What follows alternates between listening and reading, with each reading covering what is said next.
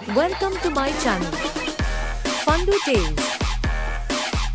एक पर्वतीय प्रदेश के महाकाय वृक्ष पर सिंधुक नाम का एक पक्षी रहता था। उसकी विष्ठा में स्वर्णकण होते थे। एक दिन एक व्याध उधर से गुजर रहा था। व्याध को उसकी विष्ठा के स्वर्णमयी होने का ज्ञान नहीं था।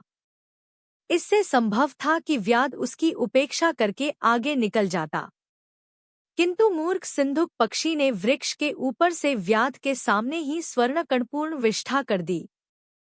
उसे देख व्याध ने वृक्ष पर जाल फैला दिया और स्वर्ण के लोभ से उसे पकड़ लिया।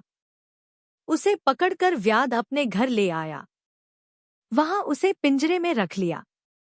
लेकिन दूसरे ही दिन उसे यह डर सताने लगा कि कहीं कोई आदमी पक्षी की विष्ठा के स्वर्णमय होने की बात राजा को बता देगा तो उसे राजा के सम्मुख दरबार में पेश होना पड़ेगा। संभव है राजा उसे दंड भी दे। इस भय से उसने स्वयं राजा के सामने पक्षी को पेश कर दिया। राजा ने पक्षी को पूरी सावधानी के साथ रखने की आज्ञा निकाल दी, किंतु राजा के मंत्री ने राजा को सलाह दी कि इस व्याध की मूर्खतापूर्ण बात पर विश्वास करके उपहास का पात्र न बनो।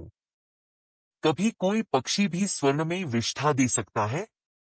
इसे छोड़ दीजिए। राजा ने मंत्री की सलाह मानकर उसे छोड़ दिया। जाते हुए वह राज्य के प्रवेशद्वार पर बैठकर फिर स्वर्णमयी विष्ठा कर गया और जाते जाते कहता गया, पूर्वं तावदेह मूर्खो द्वितीयः पाशबंधके ततो राजा च मंत्री च सर्वा वै मूर्खमंडलम। अर्थात पहले तो मैं ही मूर्ख था जिसने व्याध के सामने विष्ठा की, फिर व्याध ने मूर्खता दिखलाई जो व्यर्थ ही मुझे राजा के सामने ले गया। उसके बाद राजा और मंत्री भी मूर्खों के सरताज निकले। इस राज्य में सब मूर्खमंडल ही एकत्र हुआ है। Please do like, share and subscribe. Fundu Tales.